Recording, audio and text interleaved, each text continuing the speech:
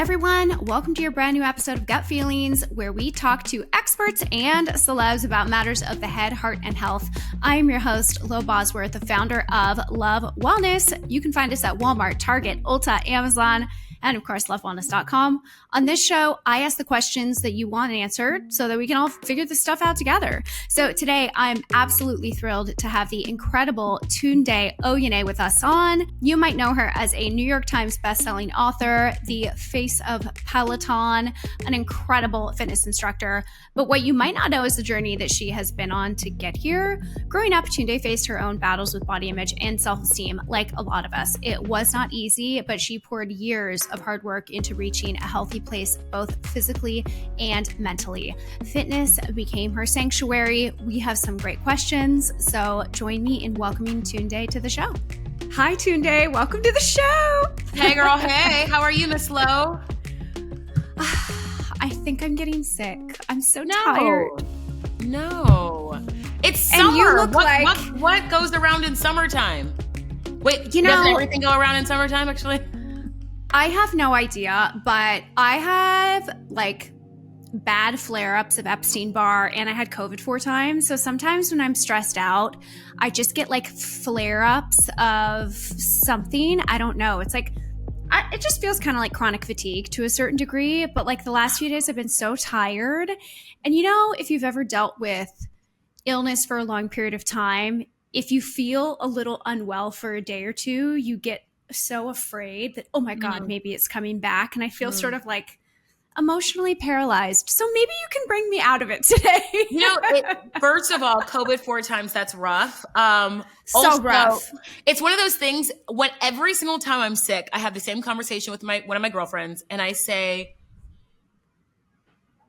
we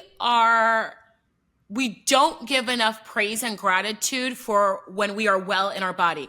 When you wake up and you are good in your body, you just expect that is how the body is. And it's not until you're sick or something hurts or you're nursing an injury. It's not until those moments that you realize how wild it is and amazing it is that your body shows up for you on the days that it shows up for you. Yeah, it's crazy. You're so right. You hit the nail on the head. Anyway, I feel like I could go to bed, but you, on the other hand, are so full of energy and life. You are glowing. You're clearly so healthy and happy. And I mean, how are you doing? It's so nice to see you.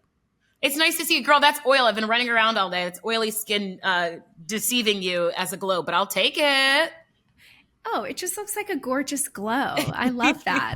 Thank you. Well, I'm so excited to have you on the show. I have taken some of your Peloton classes. So for people that don't know, Tunde is the global face of Peloton. And I feel like most people have taken a Peloton class at some point. And so we're just so happy to have you on the show. And at Love Wellness, we are all about health and wellness in women's bodies. And so it's just so great to have you today. I want to dive right into the questions. We get some listener questions. Some of the questions come, right from me. And I think in your position, you are primed to answer what I want to talk about today. So one of the first questions, I relate to a lot, especially because of, some of the chronic fatigue and stuff that I just shared with you. A lot of people really struggle to find the motivation to exercise and take care of their physical health, whether they have some kind of physical health ailment or some kind of mental health challenge. And I'm just curious, do you have any personal experience with this? Because I feel like we look at people who are in the fitness world, you're so accomplished. How do you do this? Have you always been this way? Have you always been able to get up every single day and be I have 10 classes to teach. I'm going to be on the cover of Women's Health magazine. How do you do it? To tell the story, I have to rewind and say I was the kid who tried out for every single sport and never made the cut. Oh my gosh. Was not athletic. I was not coordinated. I'm still not very coordinated.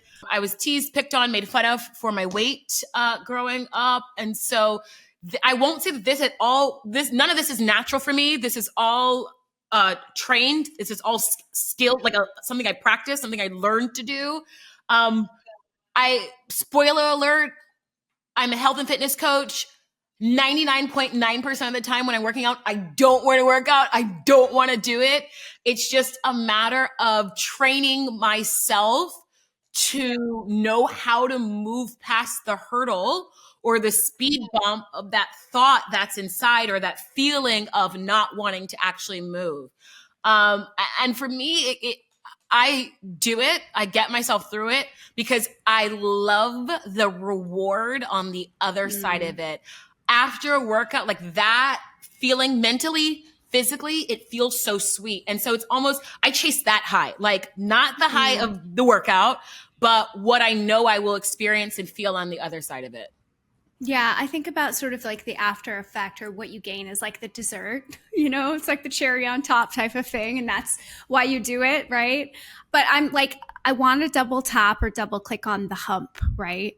It's like I lay in bed, I think about working out, and instead of being able to focus on that positive outcome and how great I'm going to feel, I think a lot of people share this is like you just focus on those negative thoughts and the physical discomfort, and you say it's like a muscle that you have to develop, like metaphorically, I suppose. But like, how did you learn how to do that in the early days? Or like, did you have a great coach? Like, did you read something profound that like changed your relationship with moving your body? Yeah, for me, it was like, I always say to anybody who's at the beginning of like their wellness journey, you have to want to do it for you. Because if you're doing it for someone else, if that person ever exits your life, then your reason to continue also leaves with that person. And so I had to do it for me. I remember I got to this place that I just needed a life change. I was tired of feeling like an other. And so that's when I made the decision to change up my habits. I will say, I think that, Lo, I think where most people kind of face challenges, we give ourselves these really lofty goals. Like you say, okay, Yeah. I'm starting on Monday. I'm starting today. Monday, Sunday, Tuesday. If somebody says today, that's actually great. Like if you're starting on a Thursday, then you mean it, right? You're not even waiting till the weekend to pass for one more victory party. But like, I think that so often people say, okay, I'm going to work out 6 days a week. I'm cutting the this, I'm cutting the that. I'm not eating this, I'm not eating that. We focus so much of what we're going to take out of our routine, and we focus less on what we're going to put in. And that could be, and I think ultimately what you gain, right? And ultimately what you gain. I think, when I set out, I lost over 70 pounds. And when I set out on this journey, I set out to lose weight, and I did. I did not know that what I was going to gain from it would be far more fruitful. I gained a sense of purpose. I gained a sense of understanding. I know how strong I am. I know that I can give myself a goal, and I can keep, and I can keep myself to it. But, kind of going back to this idea of like, we create these wild goals. I think that it can start with 10 minutes rather than saying, I'm going to stay on the treadmill for 1 hour. Give yourself a goal of 10 minutes. And if it feels good after 10 minutes, continue to move. When you tell yourself, I'm going to work out for an hour, or if you told yourself, hey, I'm going to work out for 10 minutes seems so much more achievable. This morning, I told myself I was going to get on the treadmill for 10 minutes. And then I stayed on much longer than that because I wanted to. At that mark, you felt good, and you're like, at that mark, I felt good. To keep going. At that mark, it's like a mental thing. Like it's a mental health thing where you get out a little bit of sweat, and your body and your mind do this connecting thing, and you realize that movement is medicine, and it feels good. Yeah. Yeah, that makes sense. I like the idea of movement as medicine. And I think we can be so disconnected from our bodies, right? Whether it's the food that we eat, the phones that we're scrolling on, like the jobs that we sit at all day, right? Like we are human beings. We should be out like hunting, gathering, and like, I don't know, going for swims in rivers and stuff. Yeah, my teammate Rob Marizone, she always says that. She says movement is medicine. But it's like, you know the foods that upset your stomach, the foods that make your body feel good. And then like the movement that allows you to connect your mind to your body. And so I say focus on doing more of the movement that you love versus saying that you're taking out things from your lifestyle. Yeah, I think that's a helpful way to think about it. I'd love to talk about body image a little bit. You like literally get on camera all the time and exercise in front of so many people, you were on the cover of Women's Health magazine.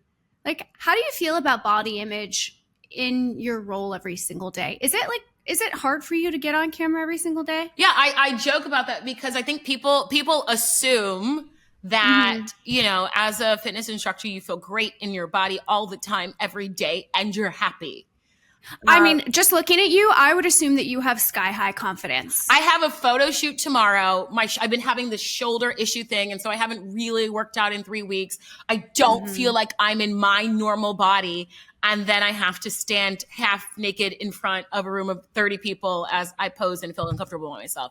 I'm a human being, right? I'm a human being. I think for me, the practice that I practice is trying to allow myself to be okay with giving myself grace.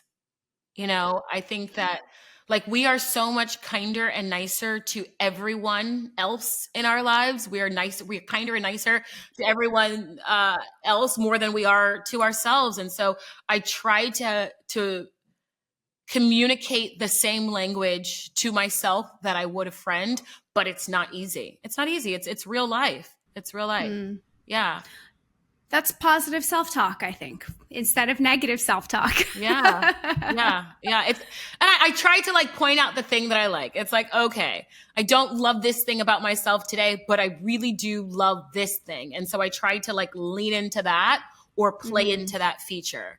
I also remind myself that at the end of the day, nobody really cares. Like we're all so busy focusing on ourselves that nobody has time. And so I just try to remind myself that the world doesn't see me like I see me. The world doesn't see you like you see you. Like we have time to sit and stare and pick ourselves apart. And most of it is just the story that we are creating for ourselves. Most of it is the story that we are creating. And that same story is what continues to hold us hostage. It holds us hostage in our body. It holds us hostage in the way that we move and the way that we show up to the world. So you're saying that not everybody is as obsessed with me as I am obsessed with me? Nobody is sadly, nobody is as obsessed with you as you are obsessed with you. Amen. Put that on a t-shirt. What? Put that on a t-shirt. No, but I completely agree with you. Honestly, I think about this when I'm on social media all the time because I think about that constantly, but actually through like a positive self-talk type of way. Like it actually can really help you to have that realization because it allows you to detach from your ego and allows you to get so much more comfortable with just existing. And I think about this sometimes when, you know, a friend comes to me with, you know, some kind of problem and they're afraid of what everybody's going to think about them. I'm like, really, girl? Like nobody cares about this thing, right? Even an iota as much as you care about this thing, and nobody cares about what you're going to look like on the internet or if people are going to say anything about you. And if they do, it might be for 1 second and then they move on. But there's always somebody on the other side that is the thing that you are looking in the mirror and you are hating about yourself. Yeah. There's somebody on the other side and they love you for that reason. They admire you for that reason. And so I often have to remind myself that what I'm seeing, while perception feels real, it's not actually my reality. It is the story that I continue to repeat.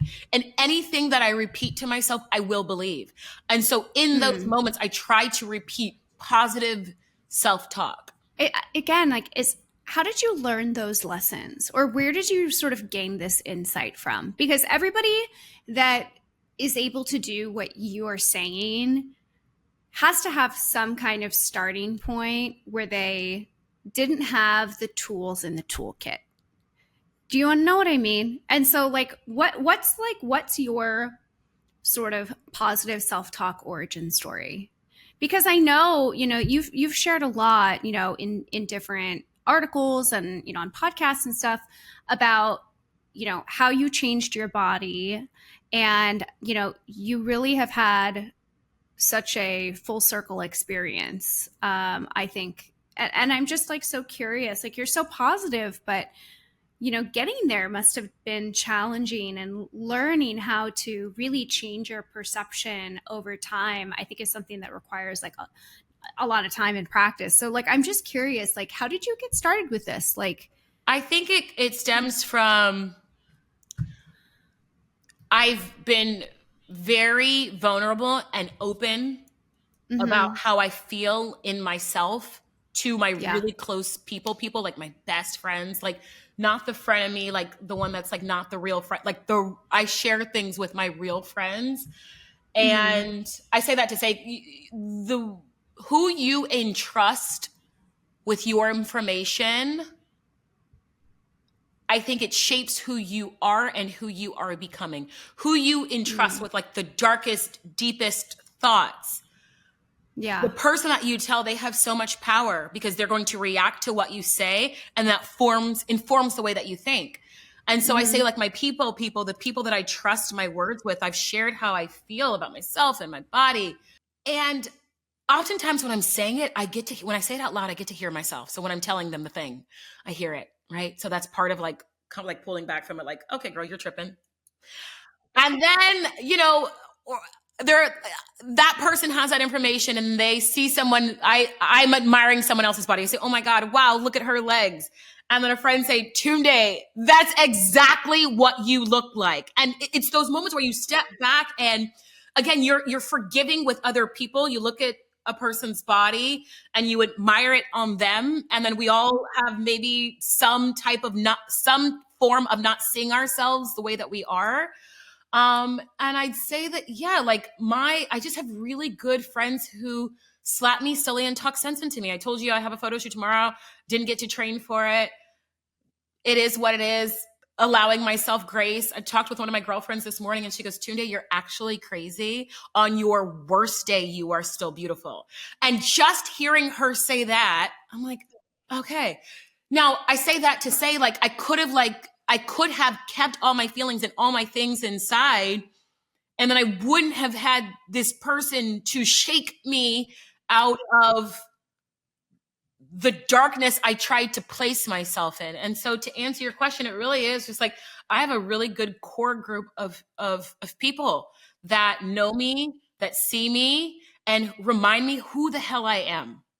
I love that. I mean, I hope for everybody that they have some kind of community that is a positive feedback loop, with your life, because I relate to so much to everything you're saying. I think about the certain friends that I, chat with and text with on a daily basis. And you're so right. You can feel so down, but the way that others think about you typically is through this like magical, glowy, she can do anything kind of light, because they actually see from outsider POV, like what you do every day and your capacity and how strong and brilliant you are.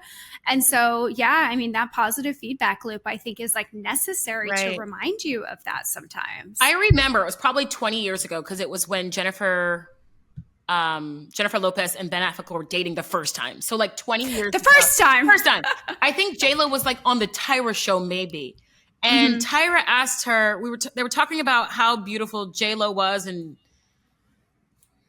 J-Lo's reaction to it was kind of, she kind of leaned away from it. And then Tyra said, well, do you not see yourself as flawless?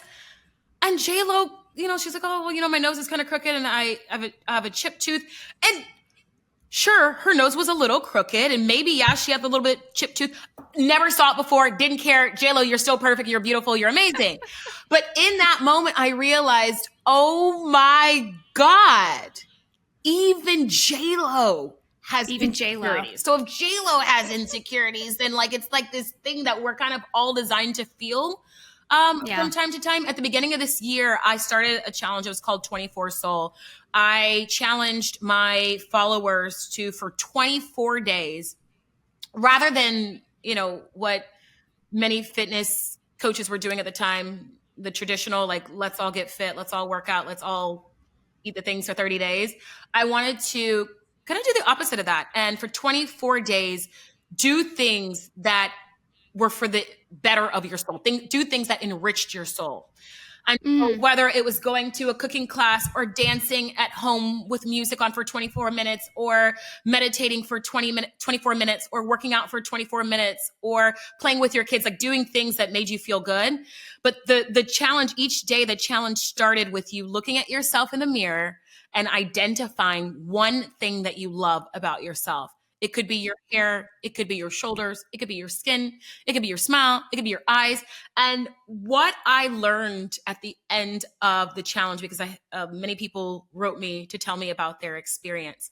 One, it was very, very challenging after day 3 to find something that you loved about yourself. Or that you liked about yourself. But it was also this space where you had to be really vulnerable and look at yourself in the mirror with nothing on, just you. And really like look at yourself.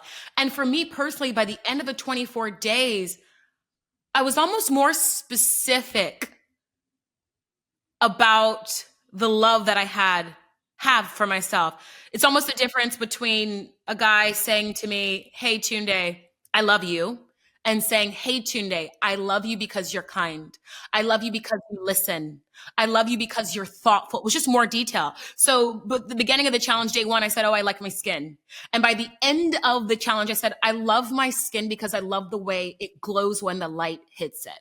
I love my skin because it shows my muscles and the bends and the folds of my body." And so it was almost this deeper connection and appreciation to self. And so I would say to anyone who is struggling to see themselves, give yourself the gift, the challenge of looking yourself in the mirror, as comfortable as it may be, and find yourself. Find things that you appreciate. And if there's only one thing, then you roll your shoulders back and you walk proud through that day, acknowledging that one thing that you really love about yourself. I think I know for me and for, again, the people that did the challenge with me, it completely changed the experience that I have with, and the relationship that I have with myself and my body. Thank you so much for sharing that. I love that idea. Is that like content listeners can still go find? Is that like somewhere on your website or your feed? If they like go back in time, it's probably on my highlight reel on my Instagram. I don't think I did the best job of saving all the things, but some of it still exists there. Okay, cool. That's really helpful. Walk me through your typical day. I'm curious. God. You are so busy. I don't have a typical day. Like, I don't. Okay, well, walk me through an atypical day. I'm so curious. Some days I'm home. When I'm home, I wake up, I sing a song to my dog to let him know it's a new day. If I'm home, then I have maybe meetings that I take from home, jump on a fun podcast with someone like you, Lo. I'm a keynote speaker, and so I'm usually on a plane a couple of times a week. A week? Oh my gosh, that's exhausting. Typically, it looks like taking meetings, doing some type of something like this. Then I take lots of meetings. Then I race off to the studio. I teach 2 or 3 classes. I shower. I hop on a plane. I wake up the next morning. I do a speech. I get back on a plane. I drive to the studio. I teach another class.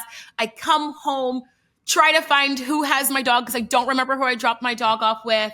And then I program classes for the next day. And so, yeah, it's crazy. It's hectic. It's busy. And I think I've kind of like morphed into this person that enjoys being busy. Rewind. Like I'm crazy in the crazy. And then when the crazy is calm, I almost in those moments, I create work to do for myself. I realize that I like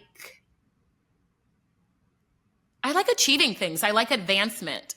And in order to advance, you have to move. And so I've found this space where, let me rewind and say I am wildly fortunate and blessed that I love the many jobs that I have. I really love what I get to do. My world, whether it's the literary piece of it, my book, or speaking, or leading cycling classes, or at Peloton, or the work that I do with Nike, every single day I get to wake up and hopefully positively impact the lives of other people. Like, I get to wake up and perform and serve other people for good. And so that's what I wanted to do. I'm doing the work that I wanted to do. That work has also allowed me to live out some of my wildest dreams and meet really incredible people. And it's a lot, and I'm busy and I'm tired. But I love it. Yeah. I love that too. Well, thank you, Tunde. This was such a great time. You had so many incredible nuggets of wisdom, tools to share with our listeners. I sort of feel like this was like an extended Peloton class to a certain degree. Peloton, like for your mind and soul. But our eyebrows didn't sweat off. We got to keep our eyebrows on, so that's nice. 100%. But you are so fantastic. Where can everybody find you? Find me on Instagram at Tunde, and I have a TikTok. What's my TikTok? It's the same thing. Instagram and TikTok at Tunde. Incredible. Thank you so much. Thank you so much. Bye, everybody. Everybody, please join me. Big thank you for Tunde to coming on the show today and getting real with us on so many topics. And also thanks to you so much for listening in and joining me for this episode. If you have any questions, email us at gutfeelings@lovewellness.com. You can DM me or Love Wellness. If you like the show, don't forget to hit that subscribe button so you never miss an episode. I'm Lo Bosworth, and I'll see you next time on Gut Feelings.